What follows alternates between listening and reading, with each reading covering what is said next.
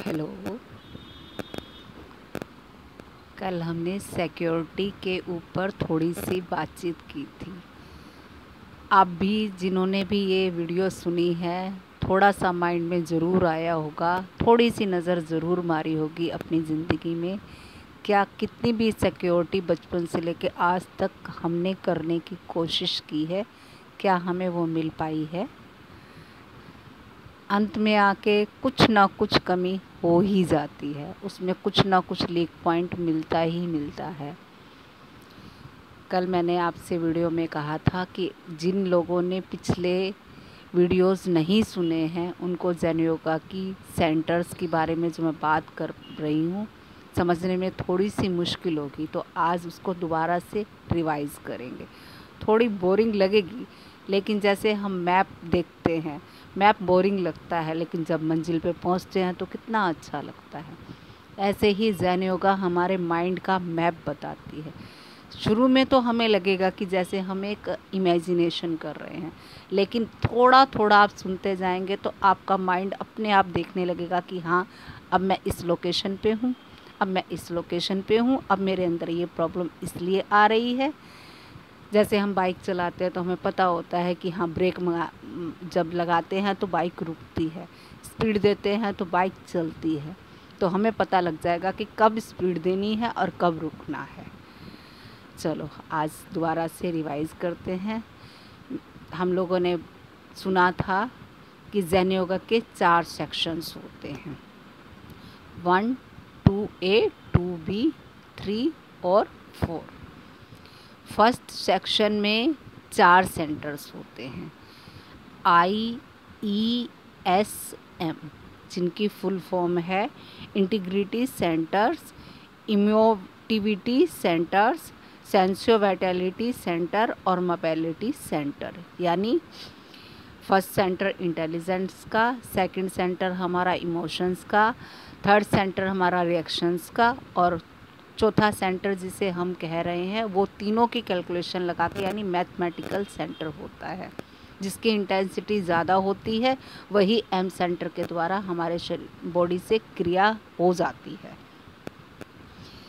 यही तीनों गुण श्रीमद् भगवत गीता में श्री कृष्ण भगवान ने सत्व, रजस और तमस गुण से बताए हैं और बताया पूरी प्रकृति इन तीनों ही गुणों का खेल है।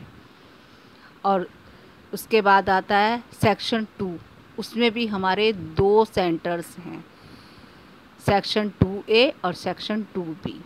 2A ऑटोमेटिक हमारे शरीर की पूरी प्रक्रिया को अपने आप ऑटोमेटिक चलाता है और सेक्शन 2B ही हमें सेक्शन 1 के द्वारा डेवलप करना है। और उसके बाद आता है सेक्शन 3। सेक्शन 3 सेंटर जो होता है वो होता है शक्तियों का सेंटर, योगियों के पास योगी का वो सेंटर डेवलप्ड हो जाता है। और सेक्शन 4 ईश्वरीय सेंटर होता है।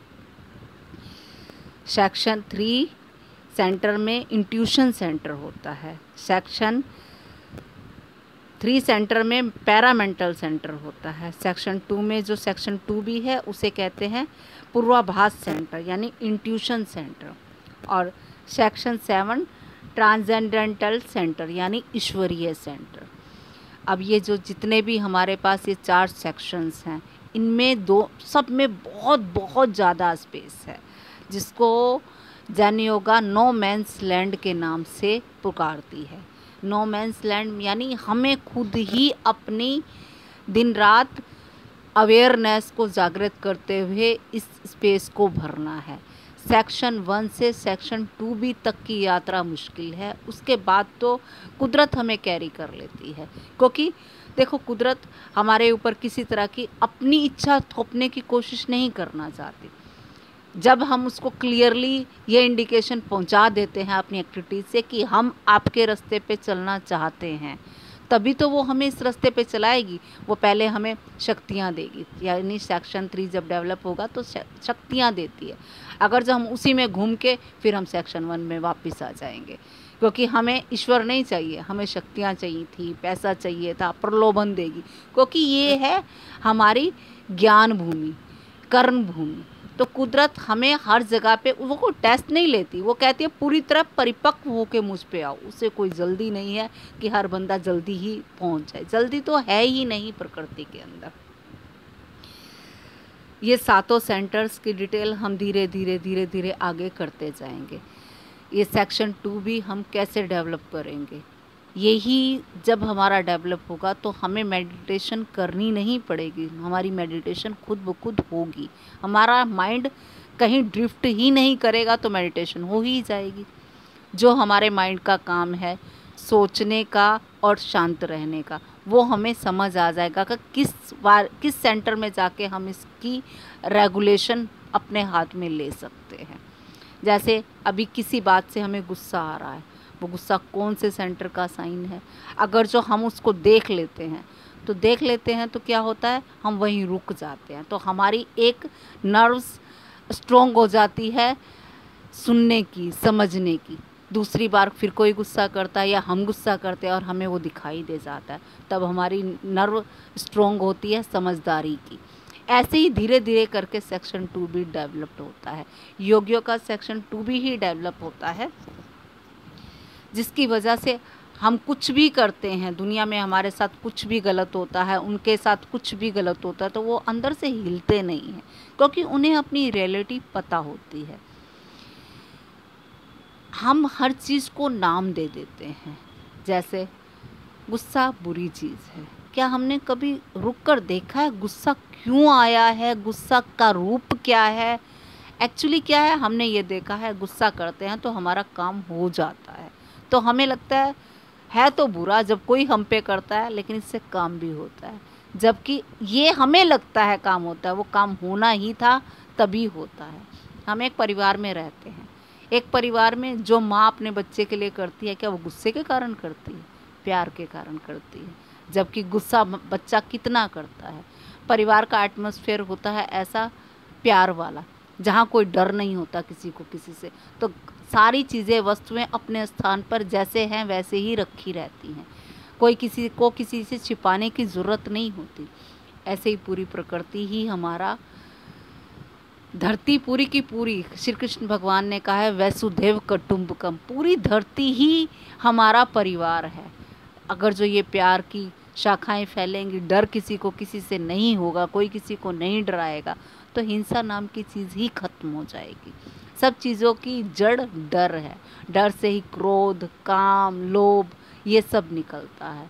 और ये सब क्यों निकलता है? क्योंकि हमें अपनी सच्चाई का पता ना होने की वजह से शरीर को, बॉडी को हम खुद मानते हैं, अंदर का हम देख नहीं पाते, क्योंकि हमें मैप नहीं पता है। जब हम गुस्सा करते हैं, देखो क्या हुआ उस दौरान, हार्ट बीट बढ़ी, किस कारण से हुआ, उसने कोई ऐसा शब्द कहा जो कि हमारी इमेजिनेशन से मैच नहीं खाता था। जैसे किसी ने हमें कह दिया चोर, अब हमने अपनी इमेजिनेशन कर रखी है हम बहुत ईमानदार हैं, हम किसी का बुरा नहीं करते, ये हमारी इमेजिनेशन है। और उस अगर जो है हम ईमानदार, तो किसी के चोर कहने से क्या हम बेईमान हो जाएंगे? लेकिन हमें गुस्सा आता है हमारी एक इमेज पे। कोई कहता है हमें तू तो 2 कौड़ी का है, अब उसकी सोच वो जाने, लेकिन हम क्या करते हैं, अच्छा हम तेरे को बताएंगे हम क्या हैं, तेरी औकात तुझे दिखाएंगे। ये क्यों हुआ? क्योंकि हमें अपनी पता नहीं है औकात। हम दूसरों की एक दी हुई फ़ोटो को एक्सेप्ट कर लेते हैं। कोई कहता है हमें बहुत सुंदर, हम मान लेते हैं बहुत सुंदर। अब किसी ने कह दिया तेरी जैसी बदसूरत शक्ल वाला कोई नहीं है, मुझे तुझसे नफ़रत है। अब हमारी इमेज टूटी और वहीं गुस्सा आया।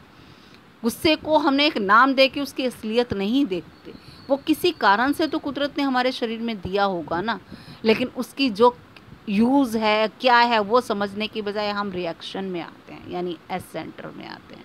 अब धीरे धीरे आपको समझ आ रहा होगा, आई सेंटर यानी वर्तमान में होना, ई सेंटर यानी हमें भूत और भविष्य की यादों में बहना, और एस सेंटर मतलब रिएक्शन होना। थोड़ी क्लैरिटी धीरे धीरे हर आप दिन भर में देखेंगे, जिस बात पे आपका रिएक्शन हुआ समझ लो इस टाइम में एस सेंटर में आया। जब आप भूत भविष्य की बातें सोचते हो, उसमें बह जाते हो, यानी आप ई सेंटर में हो। और जब आप कोई काम कर रहे होते हो, कोई भी, जैसे आप पढ़ाई कर रहे हैं, जैसे आप खाना बना रहे हैं ध्यान से, तो आप उस टाइम फुल आई सेंटर में होते। आपने देखा आई सेंटर में जब होते एनर्जी लॉस नहीं होती, एनर्जी हमारी ई और एस सेंटर में लॉस होती है। जैसे जैसे हम लोग जितना अवेयर होंगे उतना ही आई सेंटर हमारा मंझता जाएगा। इसके लिए क्या ज़रूरत है? धीरे धीरे और लगातार चलना। ओके, कल फिर और बात करेंगे। साथ में रहने के लिए शुक्रिया। Good night. अच्छा लगे तो लाइक कर दीजिएगा, और जो भी आपको कहीं कन्फ्यूज़न लग रही है प्लीज़ मुझे कमेंट में बता दीजिए, क्योंकि मुझे यूट्यूब पे वीडियो डालने का एक्सपीरियंस नहीं है, लेकिन जो चीज़ मुझे समझ आ रही है मेरा मन होता है कि सब लोग समझे तो सबको आसानी होगी। क्योंकि वैसे किसी को समझाओ तो उसको लगता है कि मैं कुछ बता रही हूँ तो हिंसा कर रही हूँ।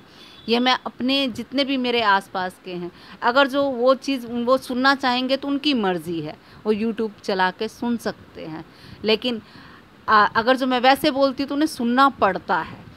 इसलिए जो अच्छी चीज़ें होती हैं वो कभी भी किसी के ऊपर लाद के नहीं होती, वो जब उनकी अपनी इंसाइट होगी, जब उनकी अपनी कर्मों की, और जब उनका इधर इंटरेस्ट जागेगा तभी उनको मिलनी चाहिए। Okay, good night.